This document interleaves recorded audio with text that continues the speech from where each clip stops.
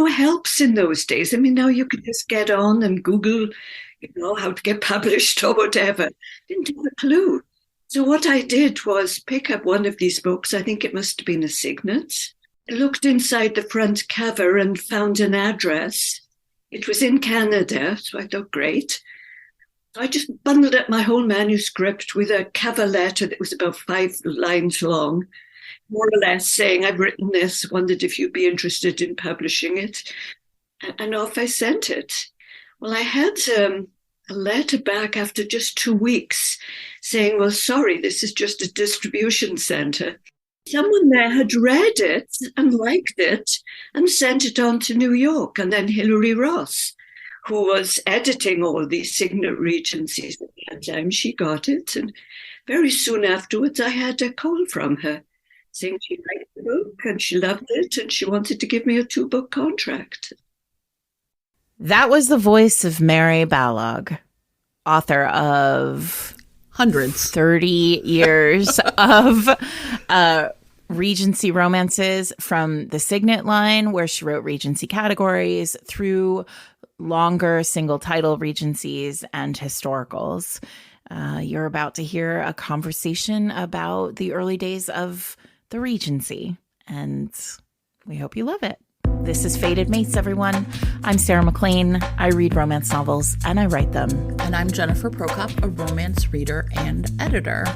We're really excited for you to hear about Mary and all of the things she has to say about historical, why it's so powerful, and why it feels like home to her.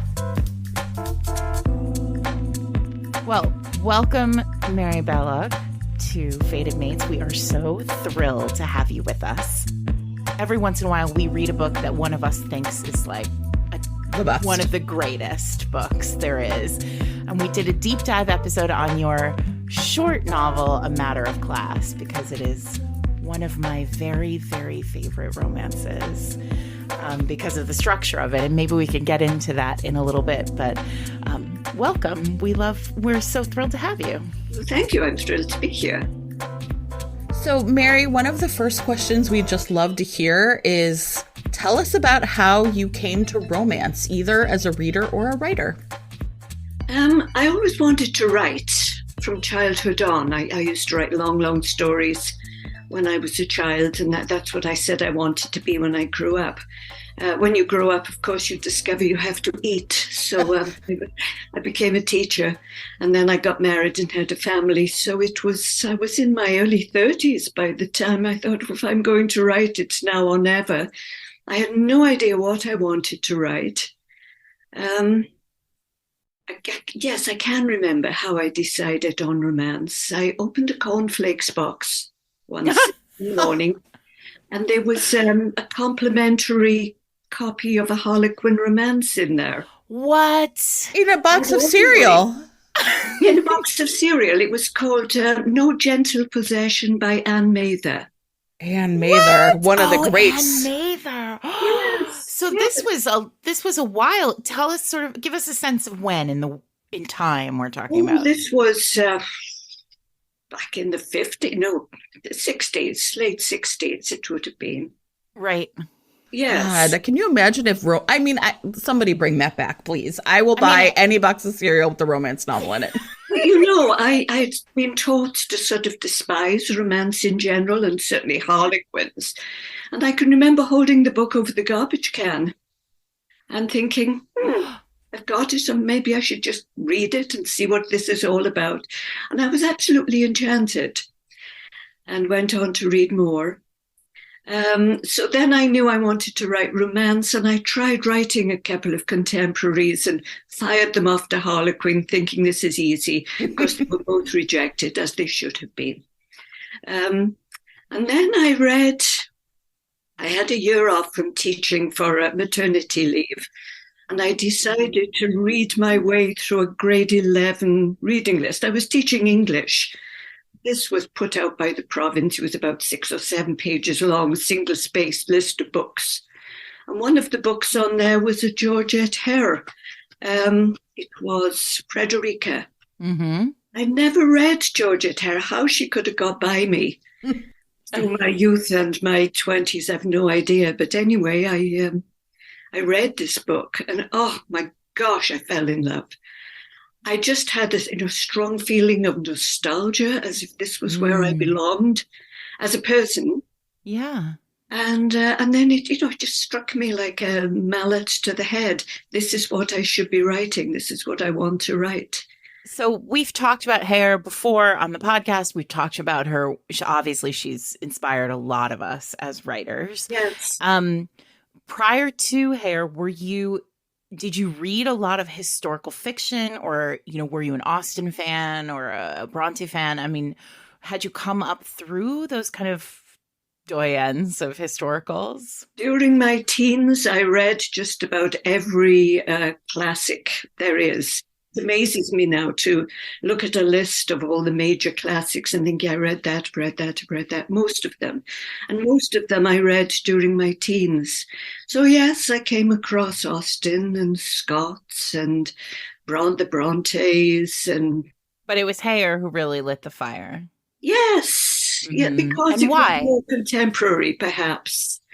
And, I read this one book and I thought, oh, has she written anything else? Luckily for you, yes. The list, and I just read through it. And when I came to the end of the list, I just felt bereft. I thought there's nothing else good to read in the world. But that was when I discovered that lots of contemporary writers were writing these books too. So, and is that the point when you decided I'm going to try my hand at writing Regency? Yes. Okay. Yeah. And tell me a little bit. So at this point, we spoke to Catherine Coulter, who, wrote Signet #1. And so I'm sort of curious about how Regency, and when we talk about Regencies for the purposes of this conversation, I'm talking about initially those sort of category length little Regencies. ones, yes. Could you talk a little bit about how you came to that length, to Signet? What was going on in the world that brought that genre together, that coalesced that genre?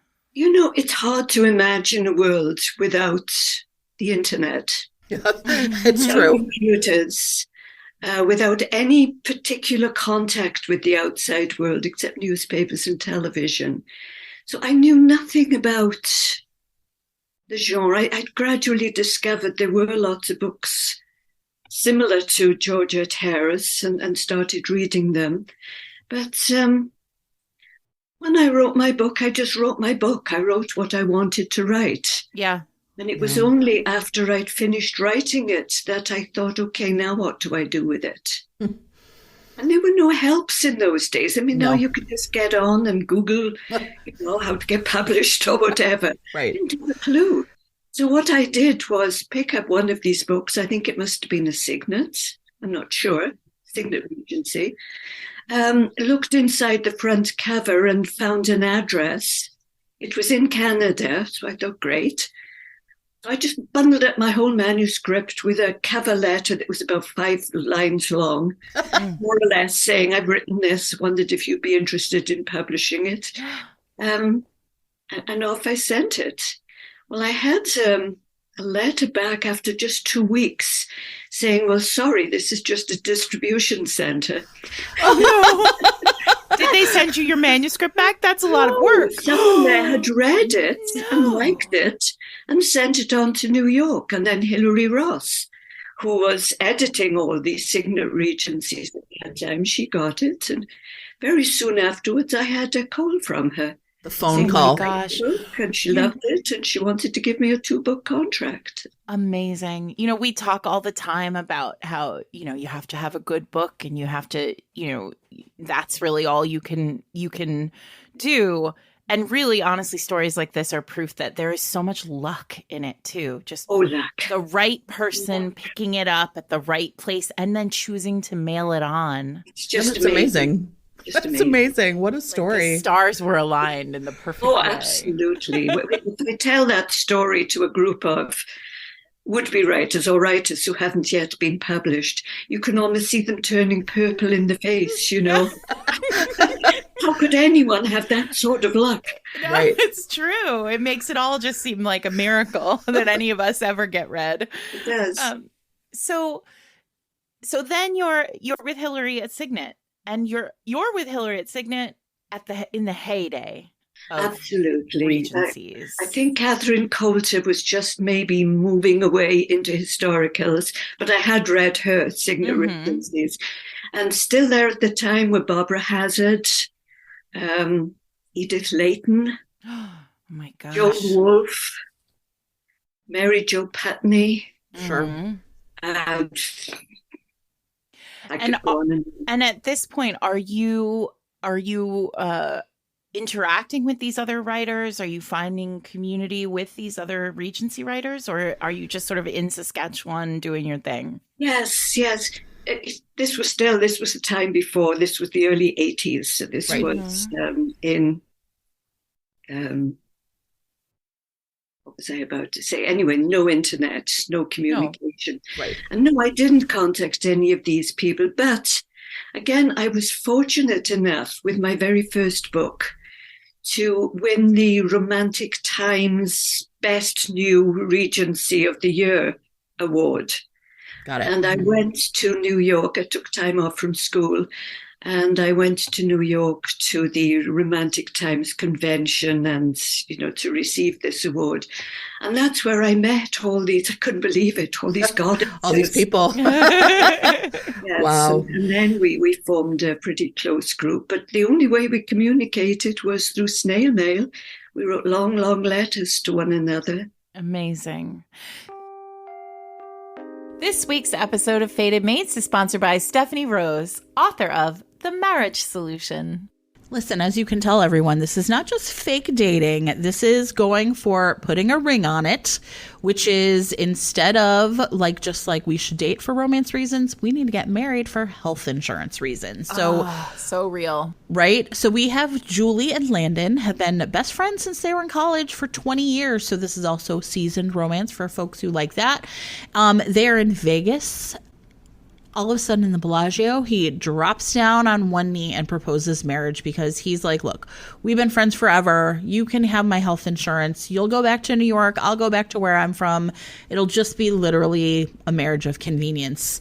And what happens, though, is when the Elvis officiant says, kiss the bride, there is a magic kiss. Yes! All of a sudden, everything seems different between them, but she's still like, it's okay, I'm going to go back to New York until, Sarah, he is relocated. Oh, yeah, he is. He asks for that job. What is a man to do but move in with his, wife? Oh, she's right there, Jen. She has one bed right in there. What are you going to do? So all of a sudden, our marriage of convenience becomes very inconvenient indeed. So if you would like to see more about this New York City, fake Vegas, sim and roll hero, best friends to lovers romance, you should check out The Marriage Solution. You can get The Marriage Solution right now in print or ebook or with a monthly subscription to Kindle Unlimited. Thanks to Stephanie Rose for sponsoring the episode.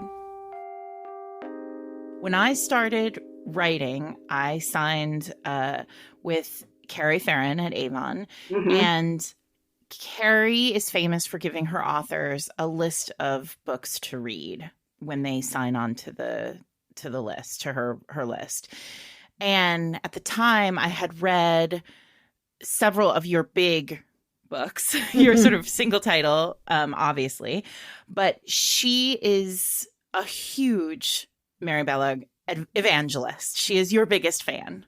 And she gave me a list of books that really, in a lot of ways, I felt, and I think she felt, and this is why she gave them to me, colored outside the lines in terms of the way we think about Regencies. I'm thinking about books like Secrets of the Heart, which, where the heroine has a very traumatic past and, has been like deeply ruined, and she keeps such secrets from her husband. Or Wood Nymph, where, the heroine is really unique and has sort of grown up a child of nature. Or A Certain Magic, which has that sort of love triangle-y feel.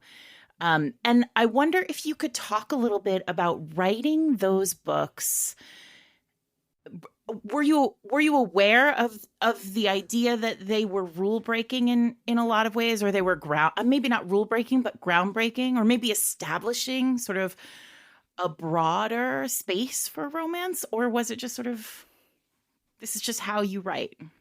Yes, it's the latter, but I think it was only when I started to get reviews, especially from Romantic Times, and they almost always used to start with this irritating. Uh-oh, did I do it? Although she breaks all the rules, Mary Balogh, da da da da. Although. They write reviews, but they always started with something like that. Mm. And I used to contact people, write to people, ask people, what are these rules? What are the rules? Is there a list? Where are the rules found? I was not mailed the rules. They're at the distribution center. Yes, right. And what are the penalties for breaking these rules? No, I never. Nothing. Being put on a reading list. I wrote Regencies. I set them in Regency times and tried to make them authentic. I wrote the right length. It was supposed to be 75,000 words. But apart from that, I've always just written what I want to write and what I feel is. Well, I also feel that you are a character writer. I mean, the amount of character work that goes into your books is just remarkable. I mean, this is just now me, Sarah, just telling you how much I love you.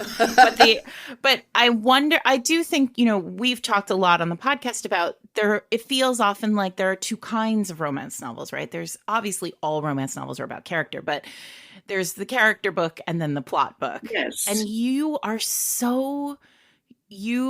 it feels like when you enter your worlds, it's all character work. So can you talk about how you build a story in with character? Obviously it just feels like they come first to you and, but how do you do that work as a writer? It's constant and continual. I start off with an idea of the two characters, of who they are. And then as I start writing the book, I have very little idea of plot. When people tell me I have ingenious plots, I think, what? I don't have any plots at all. But yes, I start with these characters as I think they are. And maybe after a few chapters, I get to know something about one of the characters I didn't know before, or they say or do something and I think, well, that was unexpected. Where did that come from? And I keep having to stop and go back and read through and make changes. And each time I think I'm sort of deepening, getting to know the characters. It's not enough to know about them. It's not enough just to make a list of their character traits and their past experiences and all the rest of it before I start. I can do that. But that's not enough. That doesn't even get me halfway there.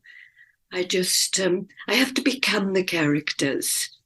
And I have to know them as we know ourselves, which isn't always very well. But, I know them from the inside out. And I have to keep digging and digging and digging until I feel I've got them, I've got it. And then, of course, I have to make sure they can interact and build a relationship, which is a slightly different question. But yes, character is all in all to me. Plot is second. Not who cares? It's what happens while all this is going on. Right. Yes. So when you are building characters in a historical setting, yes, what does that either allow you to do or challenge you in terms of like constraints or opportunities? It's actually fascinating because, yes, they have to be true to their time. They can break rules, as people did, but there has to be a good, solid reason for it. It has to be believable. I read historical novels sometimes in which the heroines in particular, perhaps, are behaving in a most un-Regency or un-Victorian way. Maybe they're swearing like troopers, and I think, well, No, it won't be long. I think that that's the thing. No matter what they're doing or what they're saying or how they're feeling, they have to belong to their era. It doesn't mean you're restricted to all the rules and laws that apply to them. They can break those or challenge them, but it has to be believable. And it is a challenge. I don't notice it so much now because all my writing is done in an historical era, so the adjustments are sort of automatic. But I recognize it in other writers. In some cases, I think, yes, they've got it right. Even though this character is behaving quite differently from what you would expect a Regency character to behave. And other times I think, no, she's it absolutely no. Mm-hmm. So yeah, it's a challenge. It's an interesting challenge. And does that shift for you at all, depending on format, in the sense of, it seems so strange now, right? When we talk about romance now to writers who have come up over the last, say, decade, the shift from category to full length, or from, as you describe it, and as, Catherine talks about it, from Regency to historicals, right? Where the time frame doesn't change. You're still writing in the Regency, but in our heads, those of us who know, who have a longstanding history with the genre or understand the history of the genre, those two things are different. And I wonder if you could speak to that shift. Are the books really different? Is there something that is in single title historicals that is not in Regency? Yeah, it's an interesting question. I can remember when I first decided to move away from the categories to writing historicals. I had to, because the category Regency romance was sort of dying and I saw the writing on the wall. I just thought they must be quite different. So I started to come up with these sort of wild ideas for an historical, and some of them were way out of the Regency. I was starting to go all over the place. And I can remember once I had a new editor, and I sent her a synopsis, something I cannot do. I'm a years to get a synopsis ready for her. I can't remember what historical era it was, but I'd gone through all these intricacies. I sent it to her, and she phoned me, and she said, "This will not do. You can't write this. I don't like it at all." And oh my gosh, my world has come to an end. Said, Mary, she said, someone, who was it? I think it was Joan Johnson, the writer Joan Johnson. Sure. Had told her that she had to read my categories. This editor hadn't read my category Regencies. And she said, I did. I read a few of them. And she said, Mary, this is what I want you to write for me. Right, but you got in your head. By the next morning, I had sent her a synopsis, a sort of very vague base synopsis for what was really my normal Regencies that was just going to be expanded in length. She loved it. I wrote it. It became the book More Than a Mistress. Okay. And after that, I didn't think of the two things as different. The categories and what I write now, to me, are the same, except in length. Length. Yes. Mm-hmm. So for me, it's no different. Mary, do you interact with your readers at all? I mean, is this something where romance has such a vibrant community? I think that it's been amplified by social media, but I think those of us who have been around for a long time know that there's ways in which we just really feel like our favorite authors are kind of like our friends. In my case, actually my friend. So what do you hear from readers about, do you hear from readers? Yes, I don't get snail mail any longer. That's how it was at the beginning. But it's mainly through Facebook. It's the only social media platform I have. I refuse to join any of the others. It's time consuming as it is. So I hear from them that way, and sometimes privately. They get my email address and writes to me privately. and I write back. So there is some interaction. It's not huge, but I imagine that many of your readers, I mean, because of everything that we've talked about relating to character, it feels like your readers, and I know this as one, there is a real sense of belonging to Mary Balogh worlds. And I wonder if you could talk a little bit about, I mean, not to kind of come back around to the historical piece, but it feels like right now in the world, we're talking so much about how is historical still relevant. But I literally walked from my television that was showing the coronation of King Charles to my desk to speak with you. You know, we see historicals, you know, there's now, of course, Bridgerton on television and Queen Charlotte's on television. And we are still writing historicals. Readers are still coming to historicals. What is it about historicals that is enduring for readers? I think people read romance in general because they want some, what's the word, certainty, some reassurance that, you know, at its base, all is well with the world and humanity, that there are such things as love and romance and commitment, marriage even. And I think with historical romance, particularly the type I write, the character-driven ones, not necessarily the swashbuckling, plot-driven ones, but there's the assurance that you can know and understand the world. You know how it works. You know how people behave, how they communicate with each other. You know that civility and good manners are going to be paramount to the world.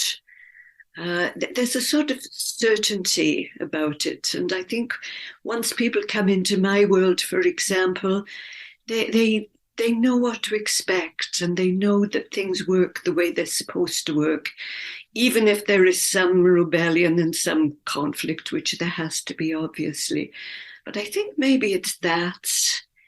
Yet in historicals, in history, I think we all have this basically wrong idea that, the olden days was so much better than modern days. I always think if people actually lived in the Regency era, they probably would want to get out of there. Yeah. I mean, just for like pain relievers alone, right? I was going to say antibiotics are really great. Your toilets. Simple things, right? Yes, but I think people enjoy that feeling that they're slipping into a different world, which was so much better in every imaginable way almost than the world we're more familiar with. There's a fantasy to it. Yeah, there is. There's Vaseline on the lens. There is, and yet it's still based upon real human nature and the sort of struggles that humans face. But still, there's a certainty that it will turn out a certain way. Of course, there's always the certainty of a happy ending in romance, and it's probably its main appeal. You always know things are going to end happily, and that's not necessarily unrealistic. No, that's why we're here, right? No, say more about that. Yes. That's so important. Oh, sometimes when I am most in despair, perhaps I've been watching and listening to and reading about too much news, and you get almost despairing about the state of the world.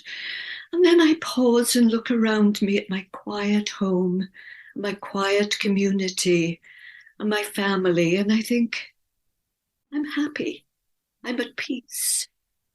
Now, that doesn't mean that I can sort of put my head in the sand and say, well, because I'm at peace and I'm quiet, everything is fine with the world.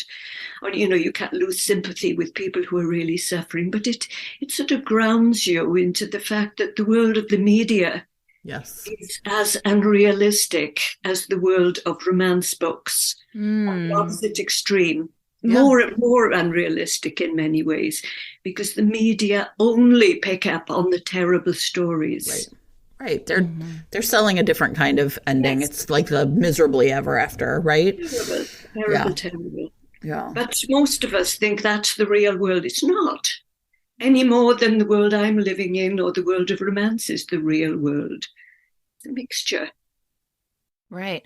Well, I think that there's something I'm really interested in hearing you speak like this, because I also think one of the hallmarks of your books, and that is one of our questions, but we'll get there, for me, is that there is a real honesty about the way the world works. I mean, as much as all the things that you've talked about, civility and kindness and gentility and all of that is true in your books, there is also a sense, I mean, you don't shy away from the horrors of war, from the impact of war on people. Your characters, like I said, have experienced trauma in many cases. And I wonder if you could speak to that piece of the writing, because appreciating that it's all character work, you could easily have, you could have gone your entire career without tackling the impact of war on soldiers and their, emotional state. It would have meant ignoring what was a very large part of the Regency. Of the Regency. Yes, which was the Napoleonic Wars. Sure. I think it's pretty much what I was just saying, that the world isn't all romance and roses. Mm-hmm. It's not all trauma and danger and violence. It's a mixture. And I think I like to take my characters through some of these horrors, not graphically.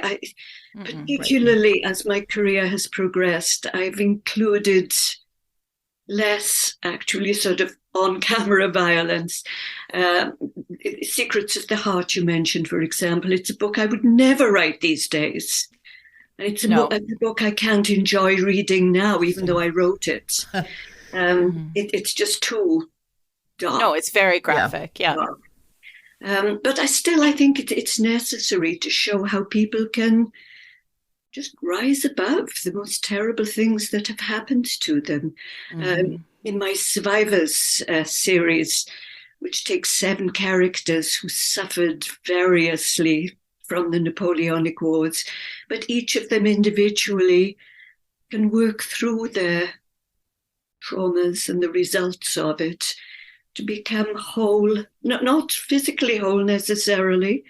The one who struggles with walking and thinks he can walk ends up in a wheelchair, and he has to admit that's how he has to live. And the blind man that some readers always wanted me to, allow him to regain his sight later in the series. Nope, he's blind. Yeah. He's learned to cope with it. But they have learned to cope with it, and they've come to a rich life, not necessarily despite what's happened to them, but because of what's happened to them. It's all part and parcel of life. And I'd rather not coat over those things entirely and give the impression that the Regency era was all just wonderful parties and balls and riding around in carriages and whatnot. I think the Survivor series is probably the series that we hear most about from our listeners of, when are you going to read the Survivor series? And we might coming. Is that, in your experience, the one that you hear the most about? Is that No, the series I hear most about is the Bedouin series. Of course. Viking books, particularly Wulfric, Duke of Bewcastle. Of course. Everybody's favorite character. Yes. So that's the one I hear most about. Still. So can we talk about that one? Because now, of course, you've said that, and obviously. You're like Wulfric. I mean, obviously. Did you know? So we've talked to other writers who've written, text templates, say heroic templates or heroines who are templates. And I'm always fascinated in hearing, did you know when you were writing it that Wulfric would land the way he did? I didn't know he'd land the way he did. I had no idea of his story until I came to write it. I was terrified by the time I came to write it because I knew reader expectations were so high. Right. Just had this one chance to get it right. I couldn't go back and say, oh, you don't like this one? Okay, I'll write another story. Exactly. The real downside of writing a series. Yes. Right. I introduced him and the whole family, actually, into the book A Summer to Remember.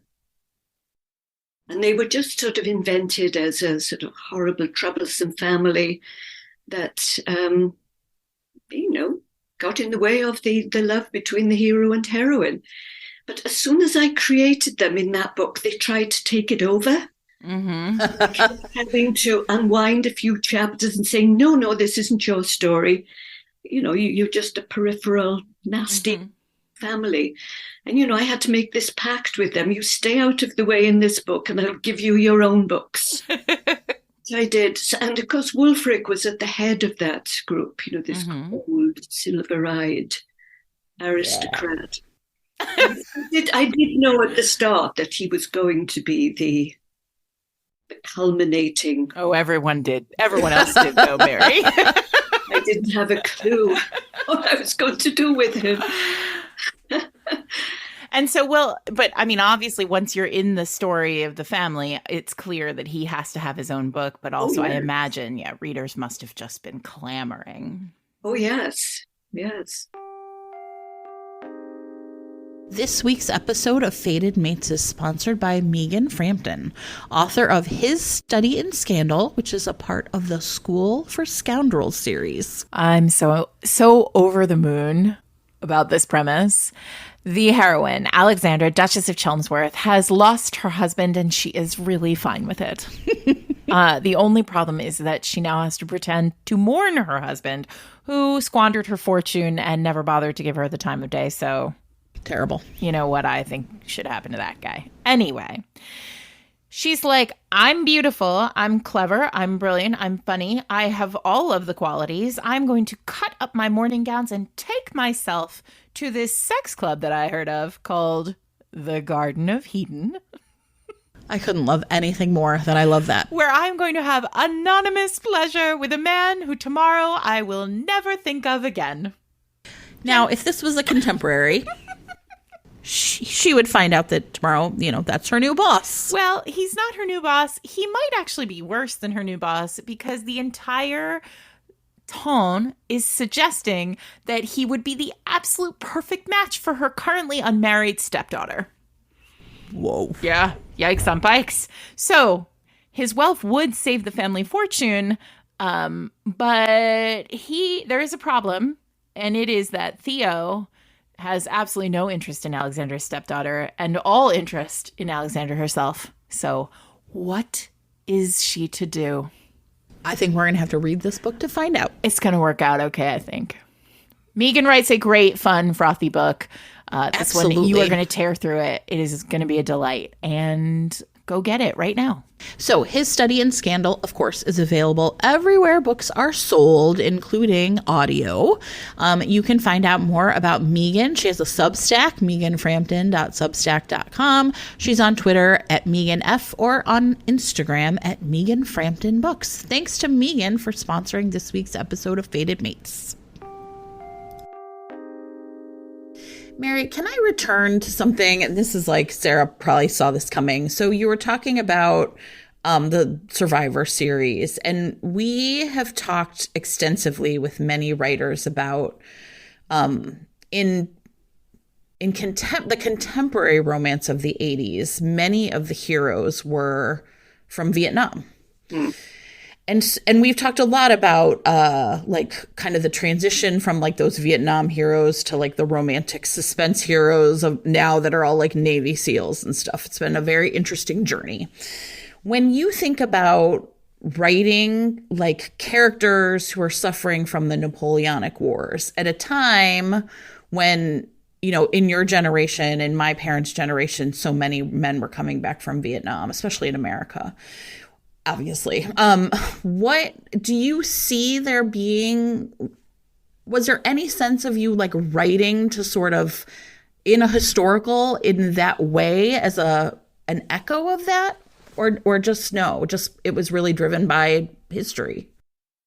It was only when readers started to comment on those books that I said, and some of them said they helped them a great deal because there'd been so much trauma with people they knew over the various wars that to see me writing about characters with PTSD, I'd never even thought of that term in connection with my characters, and I started to think these books are having an impact upon people because it reflects what they've been through themselves in a different way. But I hadn't realized it until then. Right. I was writing purely in a historical context. I didn't really realize that I was writing generally about the effect war can have on people. That's one of the things that we have found that we talk about is so magical about the genre. It's such a domestic genre in so many ways that we don't necessarily know what story we're telling when we're telling the story, right, because we're reflecting the world around us constantly. But yeah, Jen is really, we both are, but Jen is really fascinated by the rise of military heroes post-war. Let's go back to your career. So you wrote categories, you wrote for Signet, you wrote for Hilary Ross. So I'm curious because as you made that shift, what was happening in your career? It was just sort of a question of that was the natural move. Yes, it was. I was particularly close with, I know I wrote a lot with Barbara Hazard and Edith Layton. And they went out ahead of me, so to speak. That is, they broke into historicals. And I think they made the mistake at the time of going all over the place. Suddenly they were writing totally different historical eras. And I think the danger of that is that you don't take your audience with you. And because as I explained earlier, that's what I thought I would have to do when I was doing it myself. Right. Except that I had this very wise editor whom I disliked in many ways. I was very glad to get to another publishing house, but she did me that enormous favor of pointing out to me that what I needed to be writing was what I'd always been writing. And so now you're at Berkeley and who is your editor now? Claire Zion. Okay. Who we are having on the podcast sometime very soon to talk about the history of, Berkeley and all of that. So as you have progressed in your career, who are the people that you have built a community with? Are there other writers who you are connected with, who, inspire you, who keep you, on the path? Someone I haven't mentioned is Jo Beverley. Who was writing at the same time as the rest of us, but she wasn't a Signet author, and that was always a thorn in the side of the rest of us. Trying to say, come on over to Signet. She was so good and such a vibrant personality. We used to get together at conventions. We had a proper community, and she was part of our community, but she wasn't part of our publishing house. Were there other writers who you were reading and thinking, oh, they're doing really remarkable work? Was there anybody who, I guess what I'm saying is, there's this sense often, game recognizes game. You knew what you were doing, and you had such a very clear view of the genre and what you wanted to do with it. And I wonder if there were other people who you were admiring along the way. I'm trying to think of actual names. I wish there were, but you're right. Sometimes you can read books and enjoy them, numerous books, numerous authors and enjoy them. But suddenly there's one and you think, oh, yes. Oh, they're doing a thing. Yes. Yeah. Someone very recently that I have that feeling about, I've just discovered her books, is Kate Claiborne. Oh, yes. She's magnificent. She's an absolute yes. I see her name on the book, and unfortunately she hasn't written terribly much yet. So I wouldn't pass by one of her books. She just has it. Mm-hmm. Well, she is a great friend of ours, so Well, she'll be right. thrilled to hear this. I know. We'll be like, Right, yeah, no, she'll probably have to take to her bed upon hearing this, but it's fine. No, I discovered her fairly recently. Well, no, she wrote love lettering, didn't she? Right, right. I read that a while ago and just absolutely thought it was wonderful, but it was sort of a one-off. It didn't occur to me to go and see what else she had written. But then there was a book that was chosen by Book of the Month Club, Georgie all along. Oh, I read that and I suddenly realized this is the same one who wrote love lettering. That's See what else is written. Because both of them were a major yes. One of the questions we really like to ask is, I mean, you've talked a little bit about like the books, you know, the Bedouin series and Wulfric and what you hear that readers think is their favorite. Do you have a book of yours that you are most proud of, that you wish, you know, that you are like, no, this is my yes book that I have written? I think probably the book Longing. Okay. Which isn't terribly often mentioned by readers, but it's very historical. It's really based on historical incidents. It's set in Wales, my native country, in coal mining country in South Wales, which is my own background. I grew up in Wales. So it's something to which I'm terribly attached emotionally. I tried to get across the reality of it. And I think that's I can understand perhaps why it's not as popular as some of my other books. It's different, although it's basically the same historical era. I think it's 1830s, which is a bit beyond the Regency, but basically the same.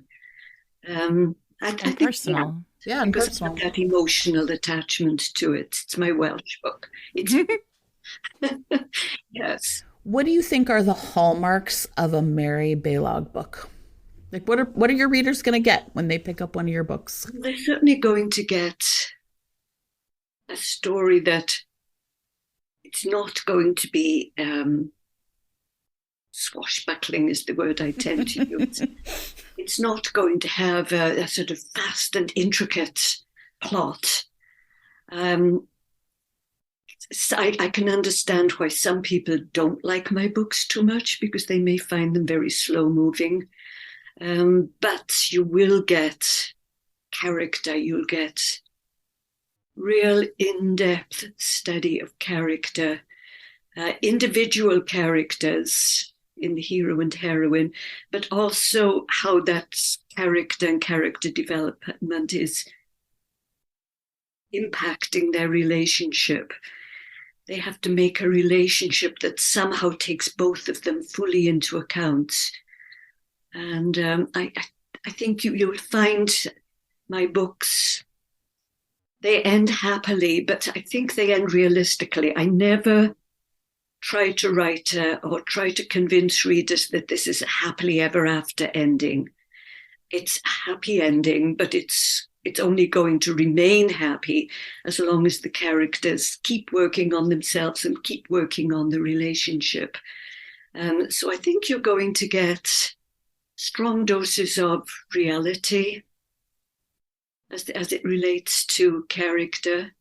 There is a story that I have oft heard about you, about a speech that you gave somewhere, and you sort of surprised many people who were listening to you because you talked about the way you think about love. And as I understand it, you said something like, I don't necessarily believe that there is true love. Is that true? No. Okay. It's one of those things that you hear and you think, is that real? That doesn't seem real. I can't think of anything I might have said that could be interpreted that way. This is intriguing. But when you talk about the realistic, I think, first of all, I think you hit it directly on the head with what the hallmark of your books are. There is a very realistic sense of love in your books. It is not fantasy. It is real. And anybody who's lived a life knows that that's sometimes it always takes work. So I wondered if it was somehow convoluted that's where this story got tied up. I know sometimes I tell people that I don't believe in the sort of love at first sight, electric sparks as soon as you touch one another. Yes, I believe that can happen.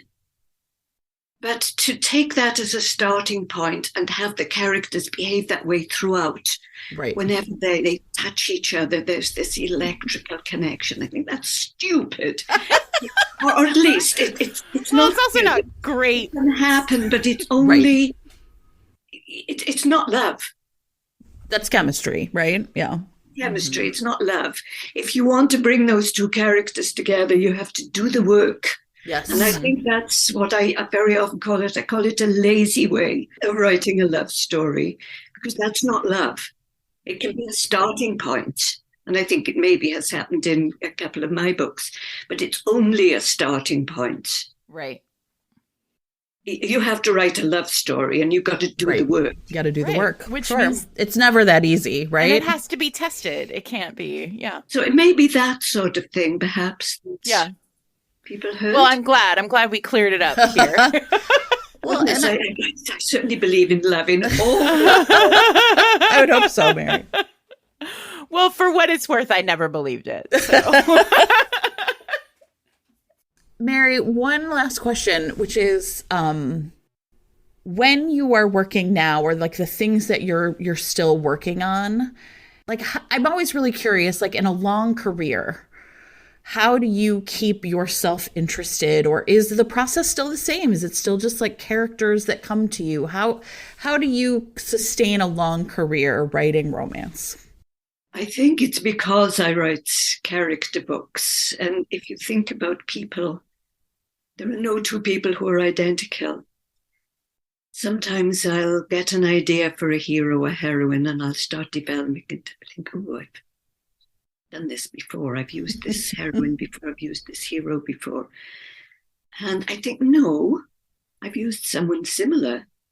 But when you start delving into them, they're totally different from this other one. I think my books are always original in the sense that there are no two that are so similar. With some writers, you get to recognize the hero and heroine. They're always the same.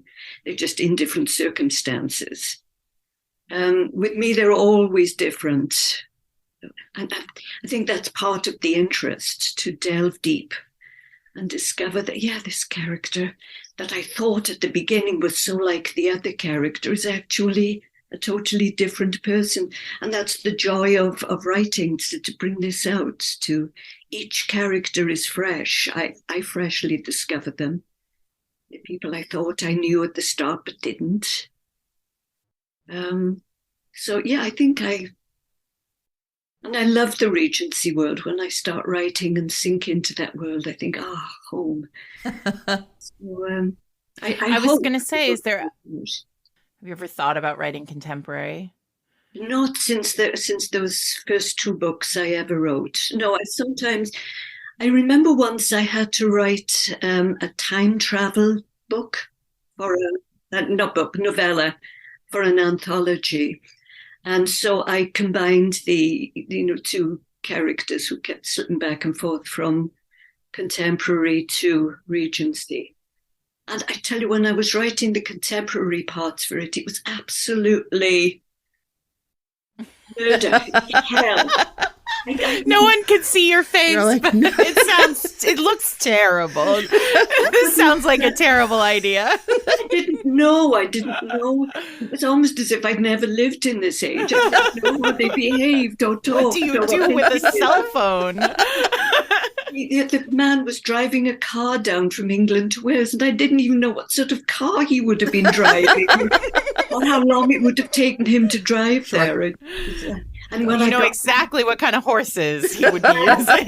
When I got back to the Regency part of the story, I said, thank heaven.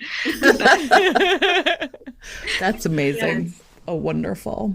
Well, I'm so grateful that you have been writing Regency for as long as you have. They are so inspiring and really magnificent. And I was really happy. Jen had not read A Matter of Class. I had not when we read it. Right. It was amazing. And I think it's so clever, and the structure of it is so clever. And I think that's what you have always brought to me. And I think to the genre is a sense of you really can do anything with these books as long as the characters are true. Right. Right. So thank you for this. Thank you for this conversation and for your magnificent books. Oh, thank you for having me. It's been fun. And I can't wait for the next one. Right.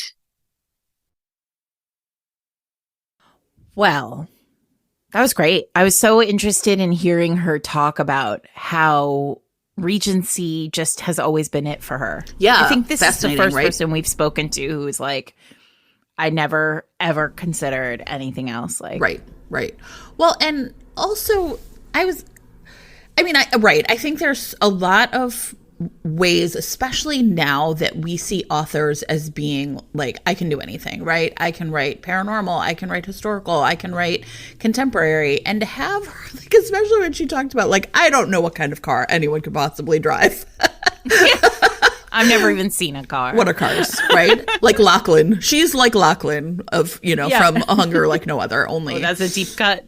Right. And so I think it's fascinating to me, especially because I was very interested in like her answer about like character, right? Like when I asked like, what are the limits, and she was just like, they don't even occur to me anymore. I'm so steeped in writing the characters this way that she only, like, it sounds like, noticed it the one time she had to write a time travel romance or whatever.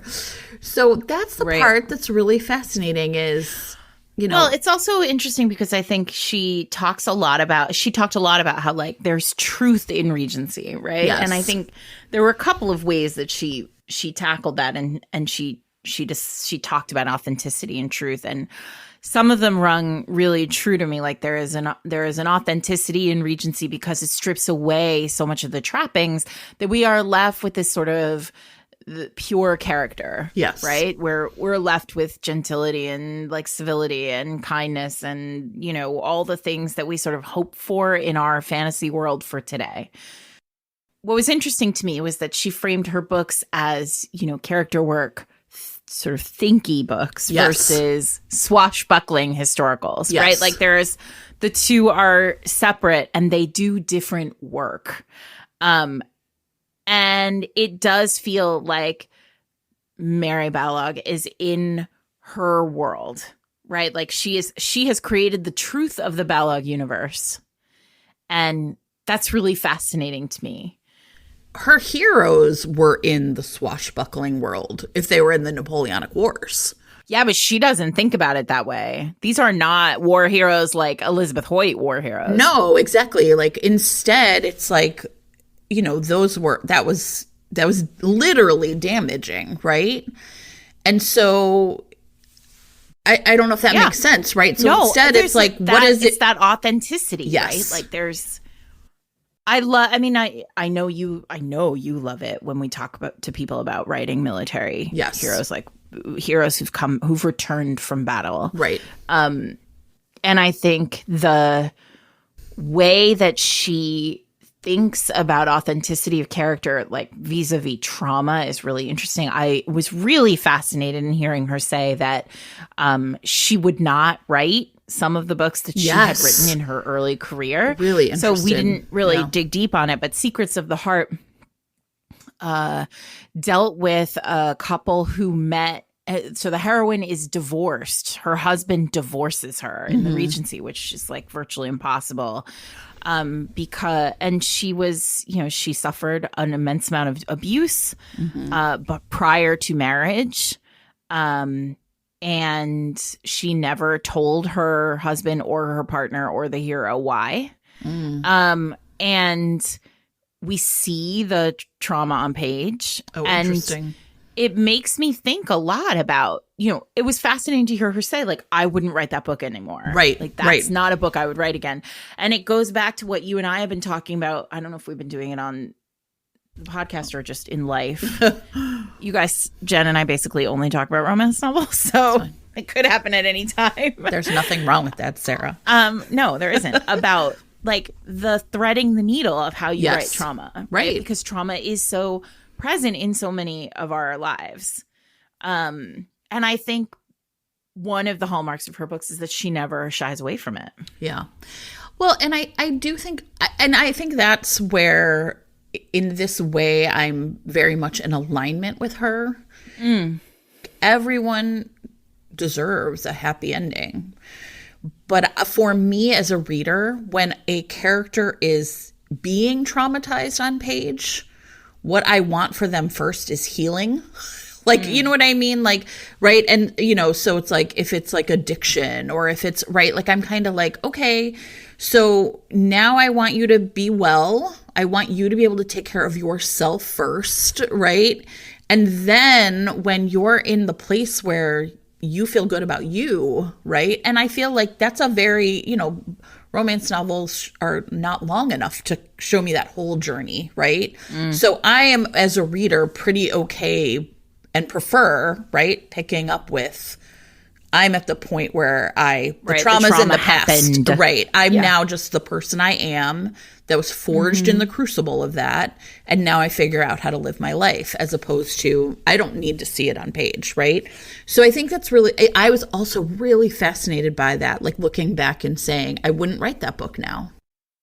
That has to be the case, right? You write however many books she's written, and there are going to be ones that you think, well, I couldn't do that now. That's just a different me. I'm a different writer now.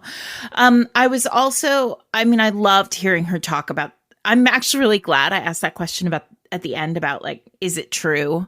This like legend about you? Because I loved hearing her talk about how we have to believe as readers, and she clearly has to believe as a writer, that these characters are going to continue to work to love each other. And that's really interesting because I'm not sure there are that many writers who think about love that way on page. Like, I think a lot of us feel like we have to show the work on page. We have to show the trial so that we can see characters overcome and then thrive. And we can believe that thriving is their future. But I'm not sure that many of us go, and then when they've been married for 15 years, they're going to have to work at like continuing to love each other.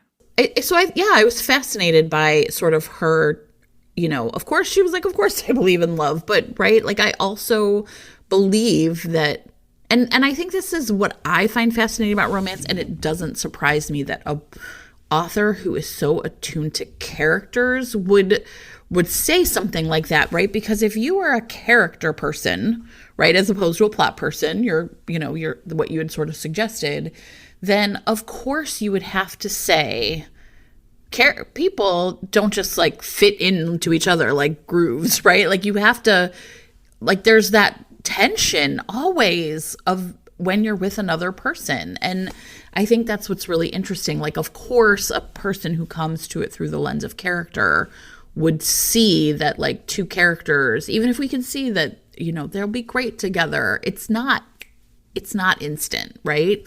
Well, and the evolution of character is so important in romance, right? Like no protagonist in romance begins the book and ends the book the same.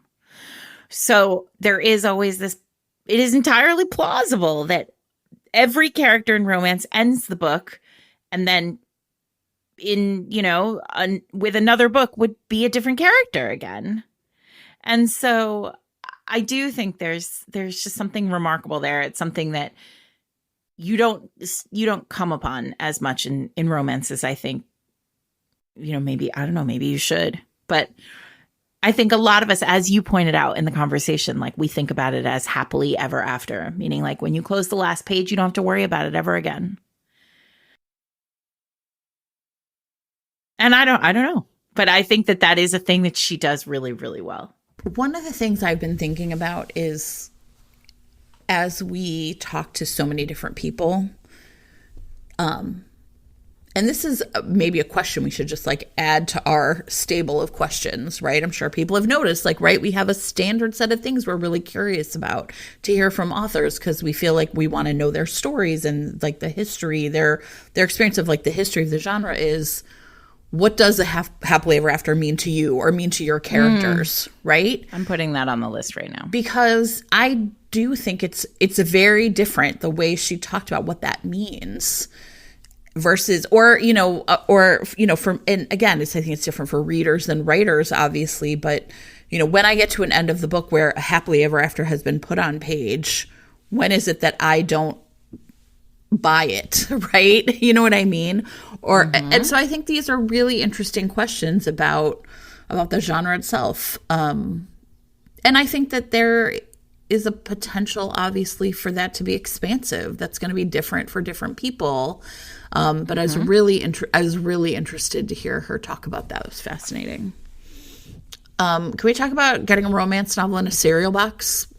Is that your dream? Yes. Somebody just break into my house and like slid open the bottom, the cap of the, Raisin Bran Crunch and just shove a romance novel up in the side and make my day. Listen, the best.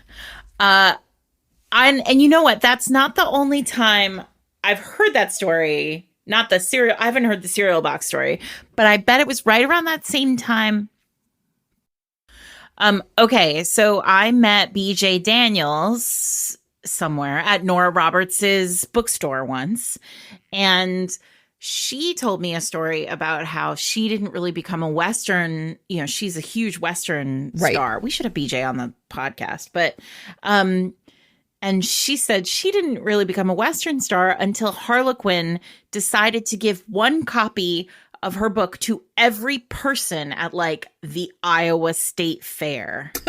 Sure. And then boom. Yeah, right. Like they gave out something like 35,000 copies of her book. And it just, talk about luck. Yeah. Just so happened to like be hers. So listen, Harlequin, we should really go back to that. Yeah. Well, and I think that's one of the things that... Put your books in Cheerios boxes. Right. I mean, I am really fascinated by... Because this book, there are so many times luck came up, right? I mean, the story about sending it to the distribution center. And then someone just forwards it still to New York. I mean, the way that we as romance readers come across romance is always a fascinating story to me, right? Like, what is it that allowed you to get past the hardcore ingrained messaging that this is something shameful or embarrassing, right? And like, I mean, I love the vision of her. Yeah. The hand over the garbage can, right? And an Anne Mather book. Wow. So, yeah, I mean, what a cool story. I mean, I loved hearing about the way she thinks about her books. She seems, I've never met her before, but it feels when you read her books that you are reading the books by a writer's writer, by somebody who really just like thinks about the books. And that's the vibe I got from this conversation. Yeah.